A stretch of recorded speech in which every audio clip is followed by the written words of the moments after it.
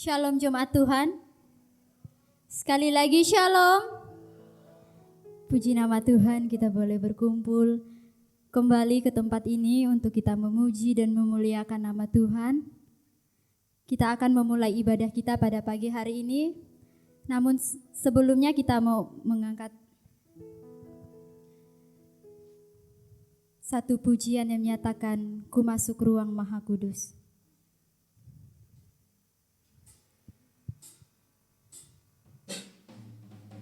Kita mau mengangkat pujian ini dengan hati kita yang sungguh-sungguh. Kita mau masuk ke hadirat Tuhan pada pagi hari ini.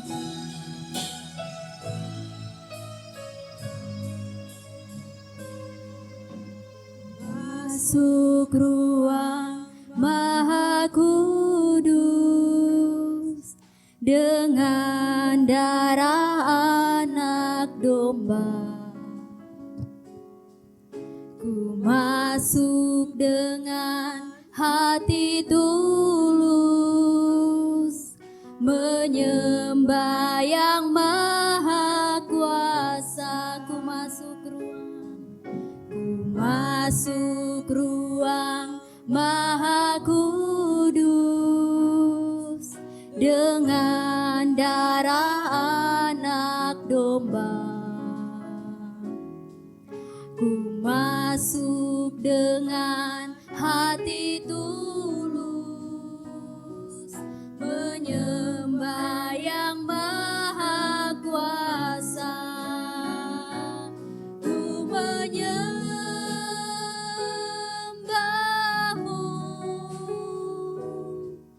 ku sembahmu,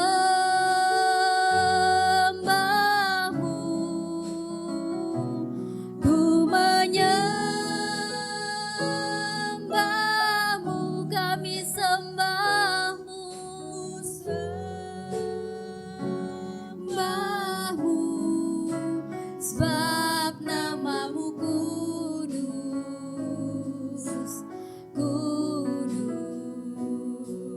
Tuhan, saya mengundang jemaat Tuhan untuk kita bangkit berdiri. Kita mau mengangkat pujian ini lebih sungguh-sungguh lagi di hadapan Tuhan. Maha Kudus dengan darah anak domba. Ku masuk dengan hati tulus, menyembah yang maha kuasa. Ku menyembahmu, kami sembahmu,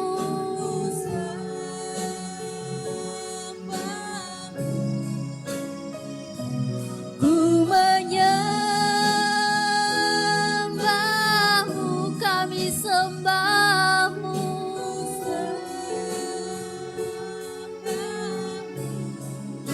sebab namamu kudus, kudus. Tuhan, ku menyembahmu, ku menyembahmu, kami sembahmu,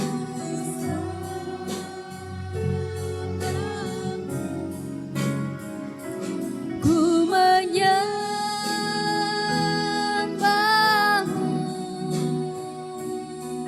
ku sembahmu, sebab namamu kudus, kudus. Mari dengan lembut kita mau katakan, ku menyembahmu, kami sembahmu.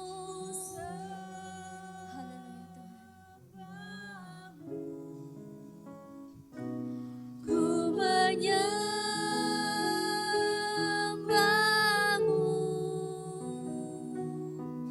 ku sembahmu,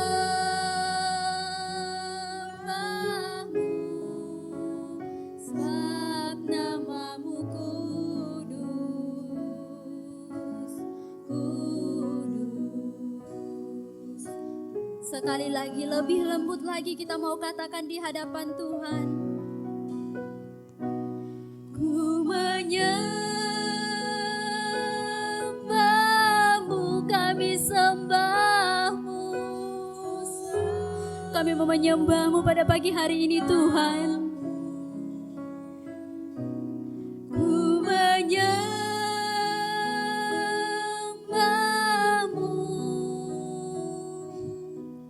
ku sembah-Mu,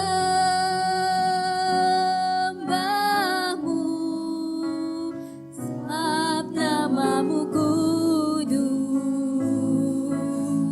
kudus. Tuhan, kami menyembah-Mu. Ku menyembah-Mu, kami sembah-Mu.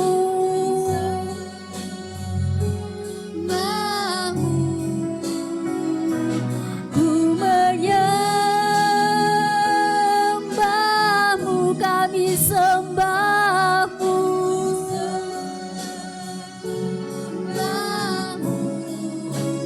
Sebab nama-Mu kudus, kudus.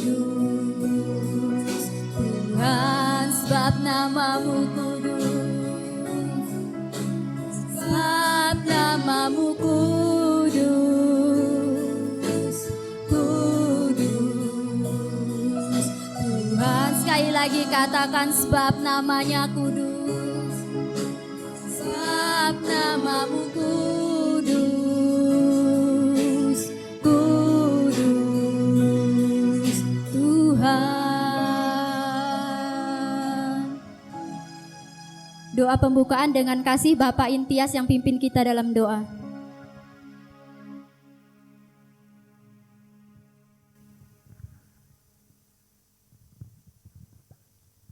Bapa kami yang di surga, minggu ini adalah minggu di mana kami memperingati janji Tuhan memberikan penghibur buat kami semua. Kami bersyukur Pentakosta boleh kami rayakan bersama saat ini. Kami boleh menikmati roh Tuhan. Kami boleh menikmati hadirat Tuhan di tengah-tengah kami di saat kami ibadah. Dan kami bersyukur kepada-Mu ya Allah.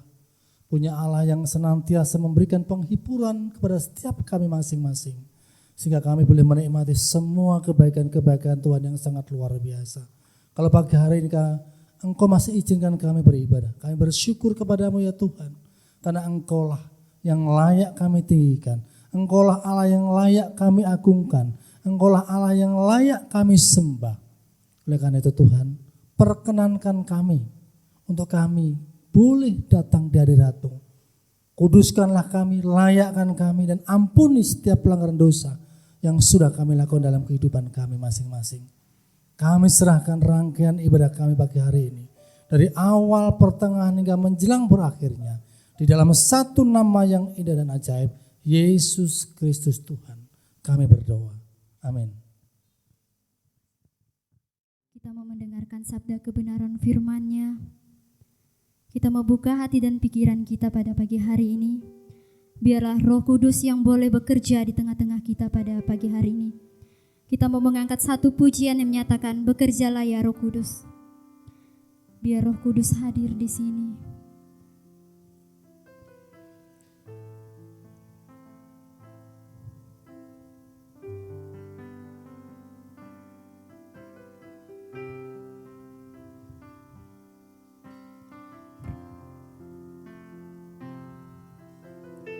Roh Kudus hadir di sini,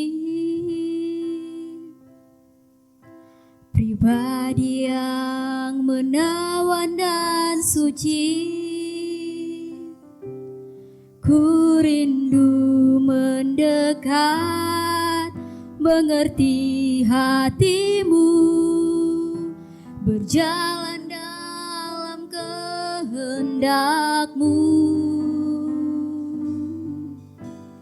Roh Kudus manis dan lembut, penolong yang sejati dan suci. suci. Ku rindu mendekat, mengerti hatimu, berjalan dalam kuasa-Mu.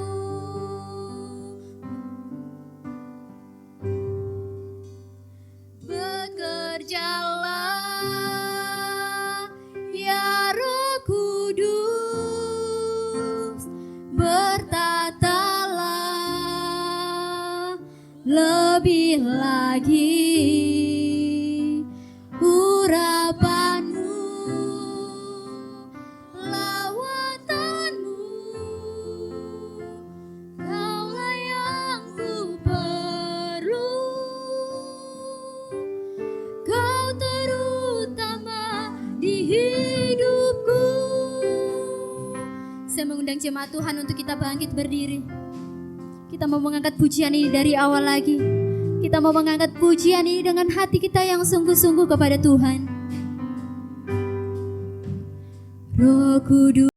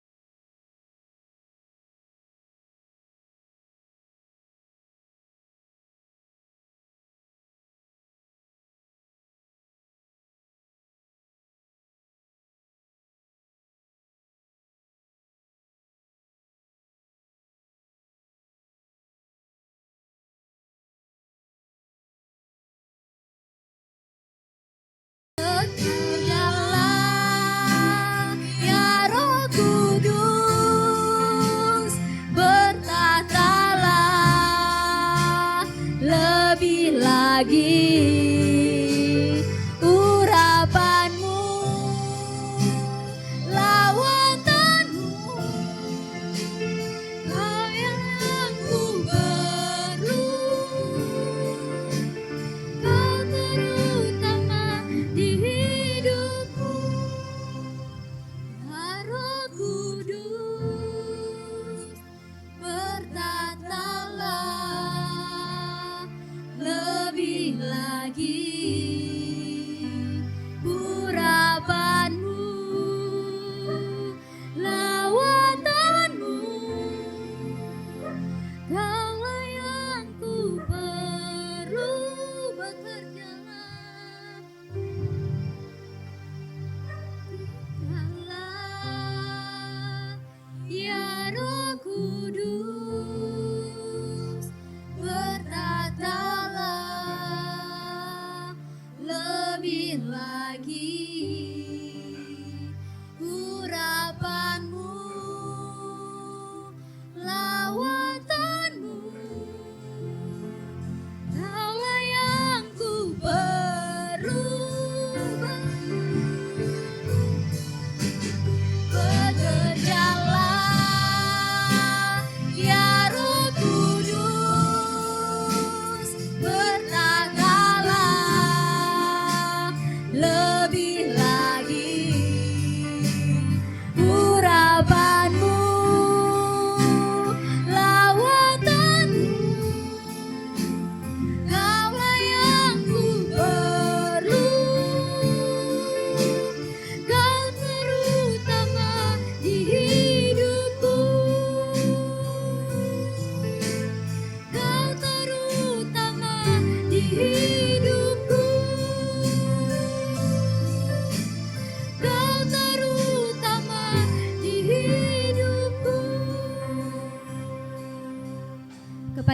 kami persilakan.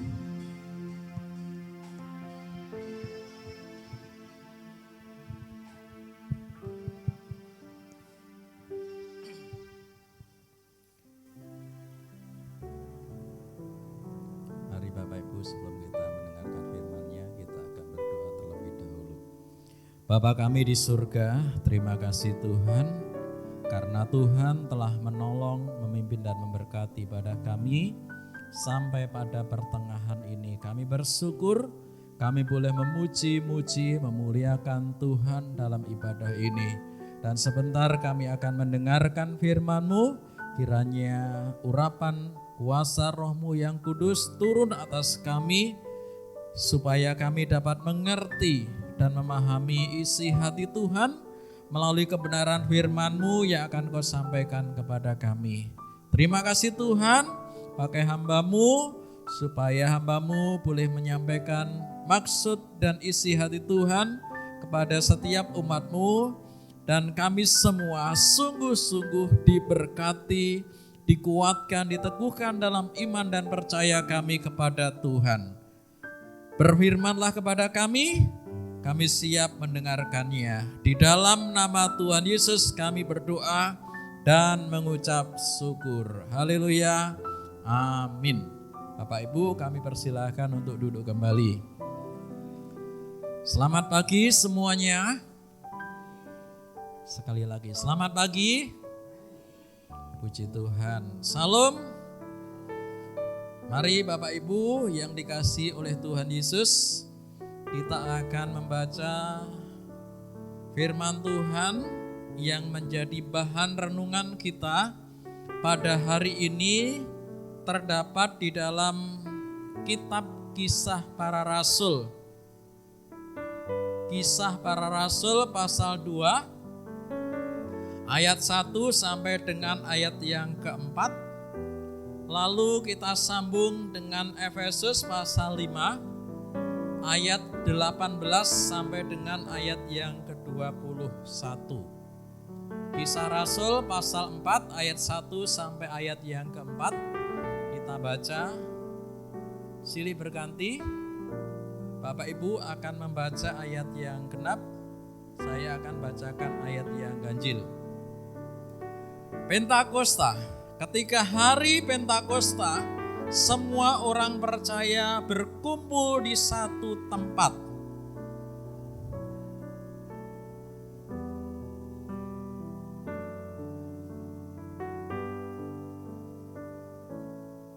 Dan tampaklah kepada mereka lidah-lidah seperti nyala api yang berterbaran dan hinggap pada mereka masing-masing.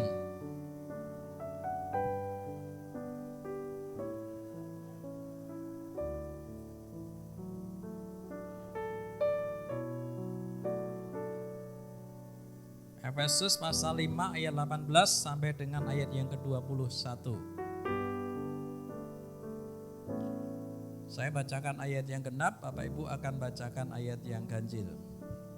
Efesus pasal 5 ayat 18 sampai dengan ayat yang ke-21.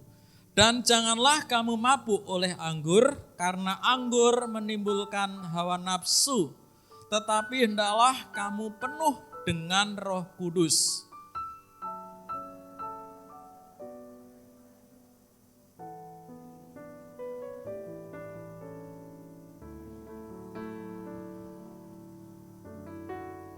Ucaplah syukur senantiasa atas segala sesuatu dalam nama Tuhan kita Yesus Kristus kepada Allah dan Bapa kita.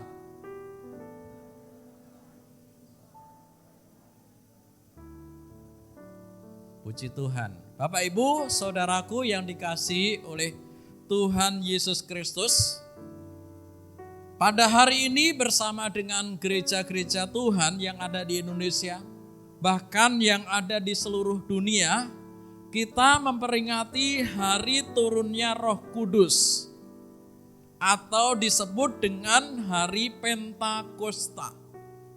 Nah, saudaraku yang dikasihi Tuhan, hari turunnya Roh Kudus atau hari Pentakosta itu terjadi 50 hari setelah Paskah. Bapak Ibu bisa cek di kalender ketika kita merayakan Paskah, tanggal berapa, lalu sampai hari ini. Genap 50 hari. Nah, kita tahu bahwa setelah peristiwa kebangkitan Tuhan Yesus dari antara orang mati, Yesus menampakkan diri kepada murid-muridnya. Kurang lebih dikatakan dalam teks Alkitab selama 40 hari, 40 malam.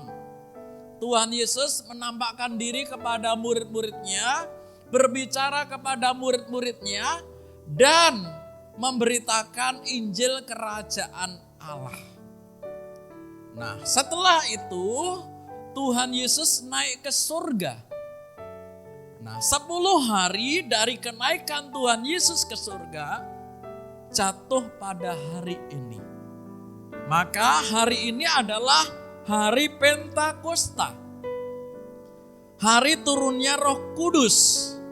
Nah, Bapak Ibu yang saudaraku yang dikasihi Tuhan, setelah peristiwa kenaikan Tuhan Yesus ke surga, para murid-murid dilarang meninggalkan Yerusalem. Kalau kita melihat dalam teks firman Tuhan sebelumnya, ya, para murid dilarang meninggalkan Yerusalem. Mengapa? Karena di Yerusalem Tuhan akan menggenapi janjinya. Janji tentang turunnya Roh Kudus. Ditegaskan di ayat yang kelima, pasal yang keempat. Kisah Rasul pasal 1 ayat yang keempat. Demikian bunyi firman Tuhan. Pada suatu hari ketika ia makan bersama-sama dengan mereka, ia melarang mereka meninggalkan Yerusalem dan menyuruh mereka tinggal di situ menantikan janji Bapa. Yang demikian katanya, telah kamu dengar daripadaku. Ayat yang kelima, sebab Yohanes membaptis dengan air, tetapi tidak lama lagi kamu akan dibaptis dengan Roh Kudus. Garis bawahi di ayat yang kelima, kamu akan dibaptis dengan Roh Kudus. Nah, saudaraku yang dikasihi Tuhan, hari Pentakosta adalah hari turunnya Roh Kudus dalam konteks perjanjian baru. Tetapi dalam konteks perjanjian lama, rupanya Pentakosta itu disebut hari panen raya. Jadi orang-orang Yahudi, orang-orang Israel, mereka menanam. Ada berbagai macam jenis tanaman yang mereka tanam. Lalu hari Pentakosta atau hari panen raya itu, mereka berkumpul di satu tempat, yaitu di Yerusalem. Di sana dikatakan bahwa mereka datang dari berbagai tempat ke Yerusalem. Memang ini menjadi satu tradisi dari tahun ke tahun. Sebelum Tuhan Yesus datang ke dunia, bahkan pada zamannya Musa, pada zamannya Yosua, ya, hari panen raya itu senantiasa diperingati. Nah, jadi hari Pentakosta atau hari panen raya disebut hari raya tahunan, disebut jubileum. Ya. Jadi orang-orang dari segala penjuru, orang-orang Yunani, orang-orang Ibrani, orang-orang Israel yang berada di luar Yerusalem, mereka akan datang ke Yerusalem untuk beribadah. Pada hari Pentakosta, pada hari raya panen raya tersebut. Nah, hari Pentakosta atau hari panen raya dalam konteks perjanjian lama diperingati sebagai hari pengucapan syukur. Mengapa? Karena Tuhan sudah memberkati mereka sehingga mereka menerima hasil panen yang mereka terima. Mereka ambil panen gandum dan sebagainya. Nah, mereka mempersembahkannya kepada Tuhan. Mereka mengucap syukur kepada Tuhan. Lalu yang kedua, hari raya, panen raya atau Pentakosta dalam perjanjian lama itu diperingati ketika Allah memberikan 10 hukum Taurat. Peristiwa bagaimana Musa dipanggil oleh Tuhan untuk naik ke gunung yang bernama Gunung Sinai. Lalu Tuhan memberikan 10 hukum Taurat atau yang kita kenal dengan 10 perintah Allah itu. Nah, jadi peristiwa itu diperingati. Ya, mereka mengucap syukur kepada Tuhan, mereka berbondong-bondong dari segala penjuru dunia, mereka datang ke Yerusalem. Jadi hari Pentakosta sebenarnya bisa dimaknai sebagai sebuah peringatan tahunan. Ada pengucapan syukur, ada doa, ada ibadah kepada Tuhan. Karena Tuhan telah menyatakan kasih-Nya kepada bangsa itu. Lalu bangsa itu memuliakan nama Tuhan, itulah sebabnya mereka berbondong-bondong datang dari luar negeri. Maksudnya luar Yerusalem, mereka beribadah kepada Tuhan. Nah, saudaraku yang dikasihi Tuhan, kita melihat dalam teks ini rupanya Tuhan mempergunakan peristiwa tersebut untuk mencurahkan Roh-Nya yang kudus. Janji yang pernah diucapkan oleh Tuhan Yesus di Yohanes pasal yang ke-14. Lalu di Yohanes pasal yang ke-16 bahwa Tuhan Yesus naik ke surga, Dia akan mencurahkan Roh-Nya.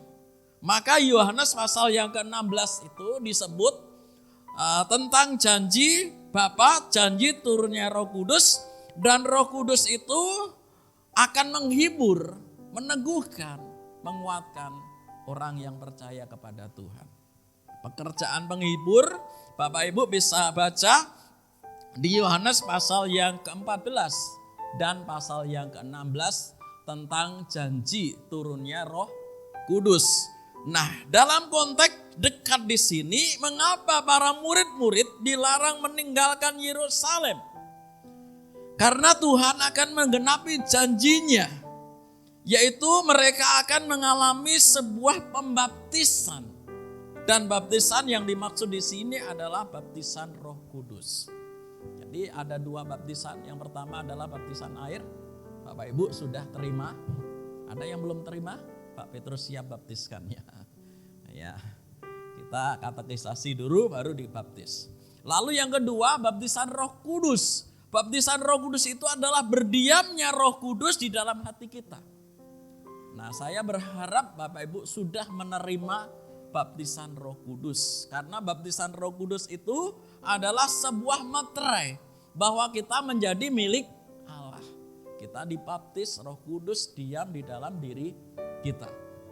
Nah, saudaraku yang dikasihi Tuhan, di ayat yang keempat, Kisah Rasul pasal yang kedua, di sana dikatakan maka penuhlah mereka dengan Roh Kudus. Artinya mereka mengalami baptisan Roh Kudus, ya. Lalu mereka mulai berkata-kata dalam bahasa-bahasa lain seperti yang diberikan oleh Roh itu kepada mereka untuk mengatakannya. Firman Tuhan yang kita renungkan pada hari ini, saya memberikan sebuah judul, dipenuhi Roh Kudus. Bapak Ibu, saudaraku yang dikasihi Tuhan, apa yang dimaksud dengan dipenuhi Roh Kudus? Apa yang dimaksud dengan dipenuhi Roh Kudus? Ya, perintah supaya setiap orang yang percaya kepada Tuhan dan sudah mengalami baptisan Roh Kudus adalah dipenuhi Roh Kudus. Nah, jadi dipenuhi Roh Kudus itu berbeda dengan didiami Roh Kudus. Di ayat yang Efesus pasal 5 ayat yang ke-18 di sana dikatakan, dan janganlah kamu mabuk oleh anggur. Karena anggur menimbulkan hawa nafsu, tetapi hendaklah kamu penuh dengan apa? Dengan Roh. Kamu penuh dengan Roh. Jadi Roh Kudus yang sudah diam di dalam diri kita, hendaklah Roh Kudus itu memenuhi. Ini yang diperintahkan oleh Tuhan dalam teks ini. Nah, jadi pendiaman Roh Kudus itu berbeda dengan pemenuhan Roh Kudus. Orang yang dipenuhi Roh Kudus pasti sudah didiami oleh Roh Kudus. Tetapi orang yang didiami Roh Kudus belum tentu dipenuhi Roh Kudus. Karena ada dua kemungkinan orang hidup. Orang percaya, orang Kristen hidup. Yang pertama adalah hidup dipimpin oleh Roh. Ya, artinya hidup dipimpin oleh Roh Kudus. Lalu yang kedua, hidup dipimpin oleh keinginan daging. Maka Rasul Paulus menjelaskan di Roma pasal yang ke-8 sampai dengan pasal yang ke-9. Bagaimana Paulus mengharapkan kepada jemaat supaya mereka dipimpin oleh Roh Kudus. Ya. Saudaraku yang dikasihi Tuhan, berdasarkan teks ayat firman Tuhan yang kita baca ini, maka kita harus dipenuhi Roh Kudus. Ya. Titus pasal 3 ayat yang ke-5. Bisa ditayangkan? Ya. Titus pasal 3 ayat yang ke-5.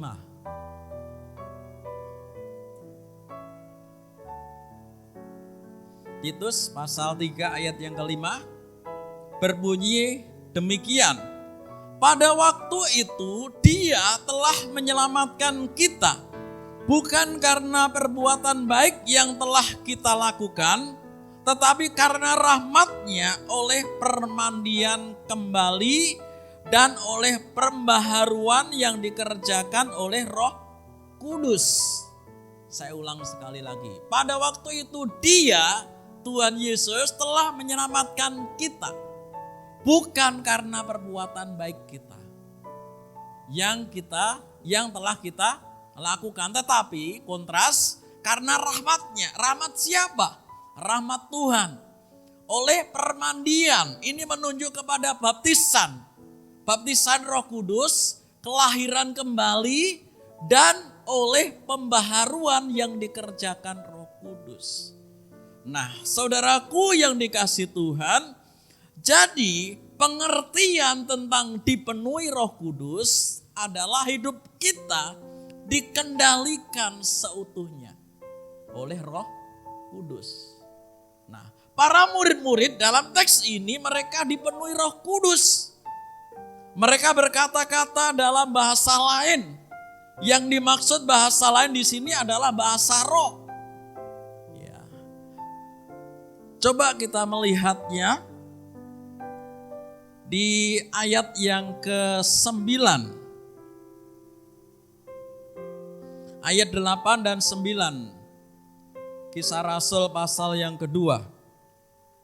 Bagaimana mungkin kita masing-masing mendengar mereka berkata-kata dalam bahasa kita sendiri, yaitu bahasa yang kita pakai di negeri asal kita.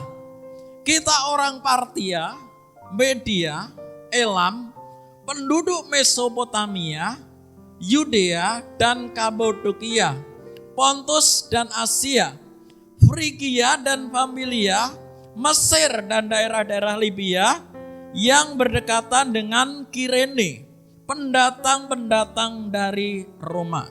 Ayat yang ke-11, baik orang Yahudi maupun penganut agama Yahudi, orang Kreta dan orang Arab, kita mendengar mereka berkata-kata dalam bahasa kita sendiri tentang perbuatan-perbuatan besar yang dilakukan oleh Allah.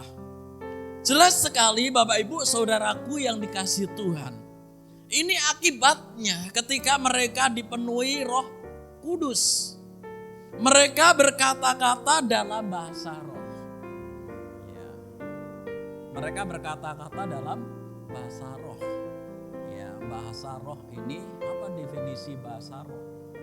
Ya, barangkali besok kita akan sampaikan firman Tuhan secara khusus tentang bahasa roh.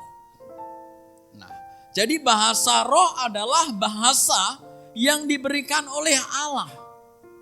Maka kalau kita memperhatikan dalam teks ini, mereka berbahasa roh. Ada bahasa asing, mereka tidak bisa, belum bisa berbahasa dalam bahasa orang-orang Yerusalem pada saat itu. Tetapi mereka yang datang dari luar Yerusalem, mereka bisa berkata-kata dalam bahasa yang digunakan oleh orang-orang Yerusalem di sini. Itulah sebabnya mereka heran. Demikian juga para rasul, mereka berkata-kata dalam bahasa roh di sana. Nah, jadi bahasa roh adalah bahasa yang berasal dari Allah. Nah, jadi saudaraku yang dikasihi Tuhan, salah satu tanda mengapa mereka dipenuhi Roh Kudus adalah mereka berbahasa roh. Nah, jadi kita kembali di slide Mbak Lydia. Ya. Tentang dipenuhi Roh Kudus tadi ya. Jadi orang yang menerima Roh Kudus tadi sudah saya sampaikan belum tentu dipenuhi Roh Kudus ya. Jadi kondisi orang yang dipenuhi Roh Kudus adalah seluruh kehidupannya dipimpin, dikendalikan oleh Roh Kudus.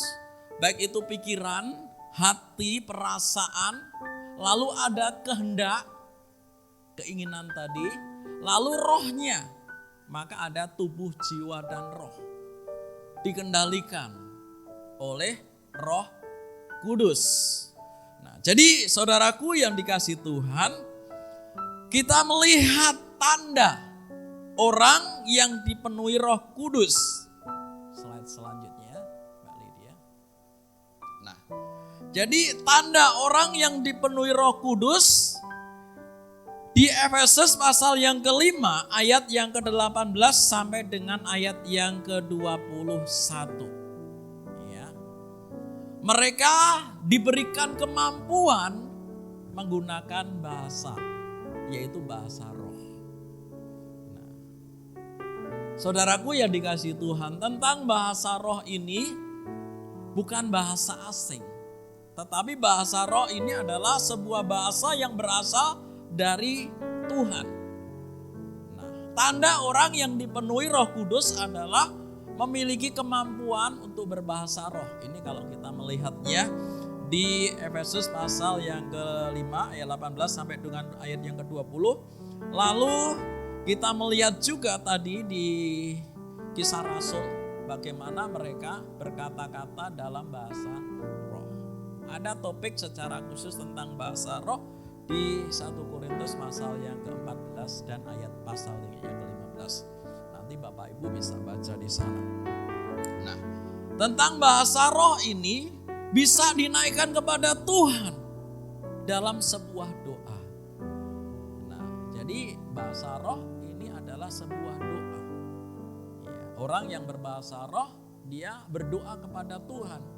Bapak Ibu sebenarnya secara sadar atau tidak, sebenarnya Bapak Ibu sering kan berdoa karena banyaknya pergumulan, banyaknya masalah, sampai Bapak Ibu tidak bisa mengeluarkan dengan kata-kata.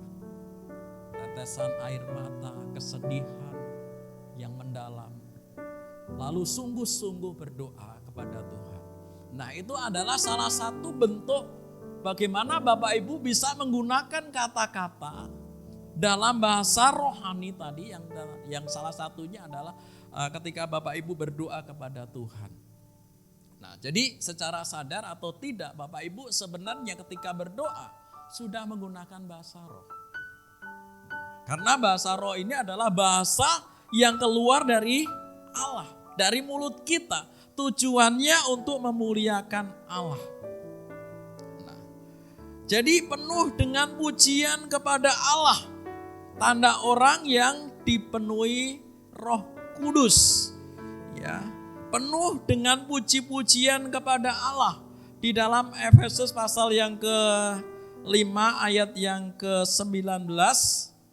Ya, di sana dikatakan, dan berkata-kata seorang kepada yang lain dalam mazmur, lalu kidung pujian, nyanyian rohani, bernyanyilah bagi Tuhan.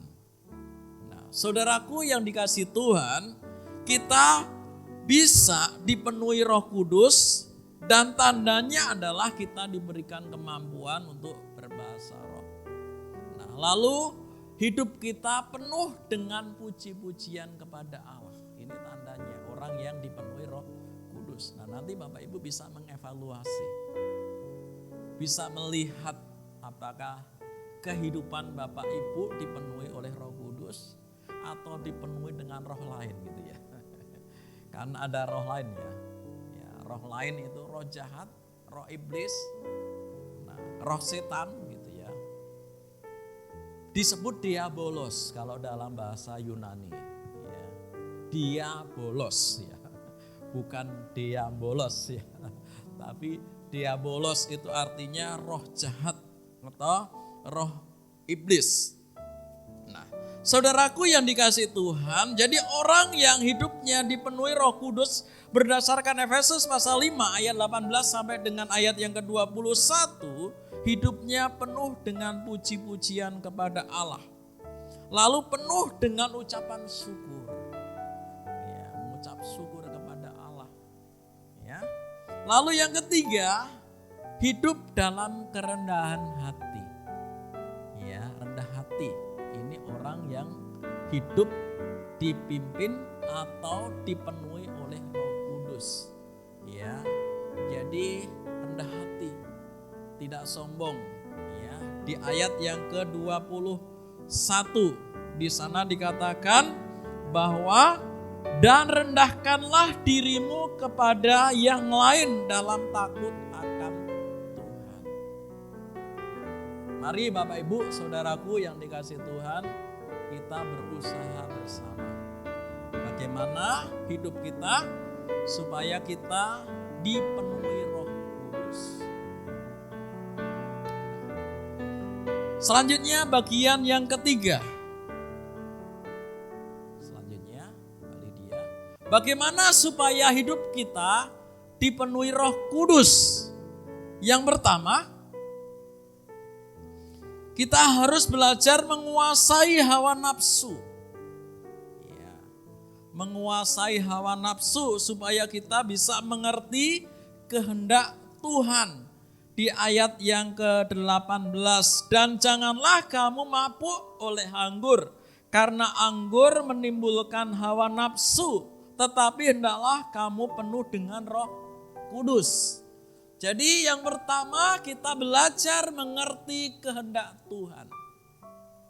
Ya, kehendak Tuhan itu bisa kita pelajari. Untuk mengerti kehendak Tuhan, maka kita perlu mendengarkan firman Tuhan. Mendengarkan, merenungkan firman Tuhan. Lalu bertekun dalam doa. Ya. Seperti para rasul. Ya, jumlahnya kalau kita melihat di Kisah Rasul 120 orang, cukup banyak. Mereka berkumpul bersama, bertekun dalam doa, mendengarkan firman Tuhan yang disampaikan oleh para rasul, ya, menyanyikan nyanyian pujian syukur kepada Allah. Tadi sudah kita lihat bahwa mereka menceritakan perbuatan-perbuatan Allah yang besar. Nah, jadi saudaraku yang dikasihi Tuhan, bagaimana supaya hidup kita dipenuhi Roh Kudus? Maka kita perlu belajar untuk mengerti kehendak Tuhan. Selanjutnya, Mbak Lydia. Ya. Lalu tidak hidup dalam dosa. Orang yang hidup dalam dosa tidak mungkin hidupnya akan dipenuhi dengan Roh Kudus. Nah, jadi Rasul Paulus menjelaskan perbedaan antara orang yang dipenuhi dengan Roh Kudus dengan orang yang mabuk oleh anggur. Bapak Ibu pernah melihat orang yang mabuk oleh anggur yang muda-muda? Janganlah hidupmu engkau rusak dengan anggur. Ya. Maksudnya anggur yang memabukkan itu. Kalau buah anggur dibagi sama Pak Petrus ya. Kalau makan buah anggur dibagi sama Pak Petrus ya. Ya, supaya sehat ya. Jadi maksudnya di sini adalah anggur itu yang memabukkan. Ya. Hawa nafsu orang yang dipenuhi dengan Roh Kudus dibandingkan dengan orang yang mabuk oleh anggur. Bapak Ibu pernah melihat orang yang mabuk oleh anggur? Atau barangkali malah ada di antara kita yang pernah mabuk oleh anggur gitu ya. Pak Petrus dulu pernah, tapi belum terlalu parah. Ya, coba-coba itu ya.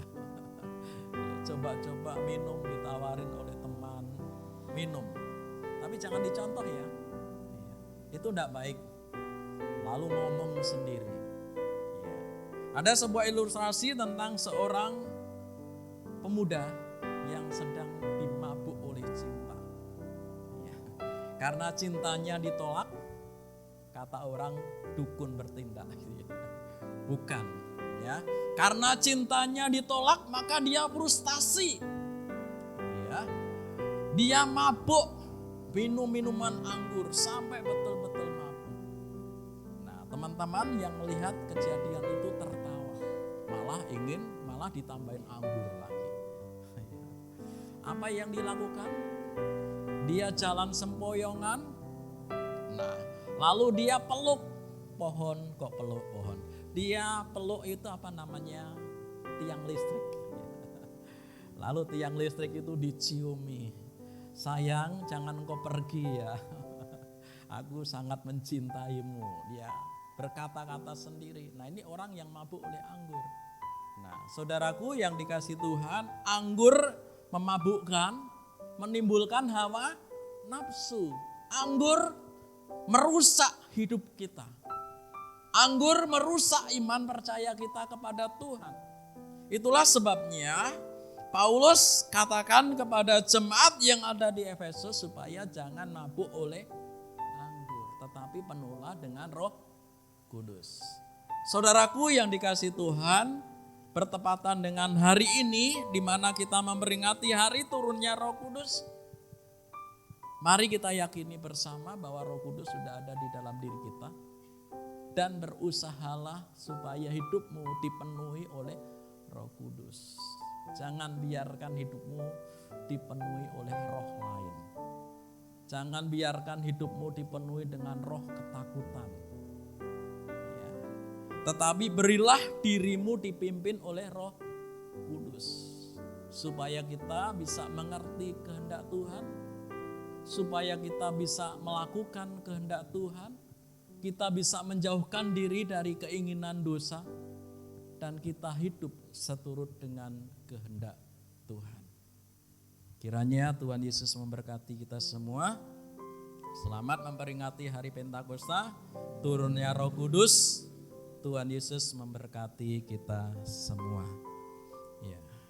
Mari kita tunduk kepala, kita akan berdoa. Terima kasih Tuhan. Engkau sudah berfirman kepada kami. Dan kiranya firman-Mu ini termeterai di setiap hati kami. Tolonglah kami ya Tuhan, supaya hidup kami sungguh-sungguh dapat dipenuhi oleh Roh-Mu yang kudus. Supaya kami dapat mengerti kehendak Tuhan, kami dapat melakukan apa yang Kau kehendaki di dalam hidup kami. Terima kasih Tuhan, berkati hamba-Mu yang sudah menyampaikan firman-Mu ini. Dan kiranya firman-Mu juga tertanam di dalam hati hamba-Mu. Berkatilah jemaat yang sudah mendengarkannya.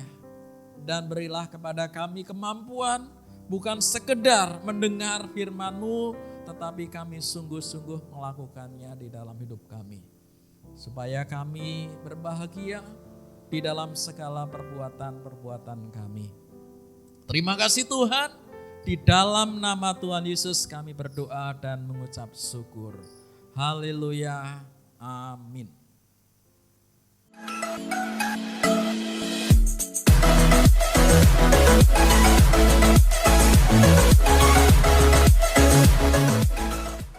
Shalom Jemaat GKI Makedonia Kadirejo, salam sejahtera bagi kita semua. Kiranya hari ini berkat melimpah atas hidup kita di dalam kasih dan anugerah Tuhan Yesus Kristus. Di hari Minggu yang berbahagia ini, kami ingin menyapa saudara-saudara yang baru pertama kali menghadiri ibadah di GKI Makedonia Kadirejo. Kiranya minggu depan dapat kembali beribadah bersama-sama dengan kami. Selamat datang dan selamat bergabung.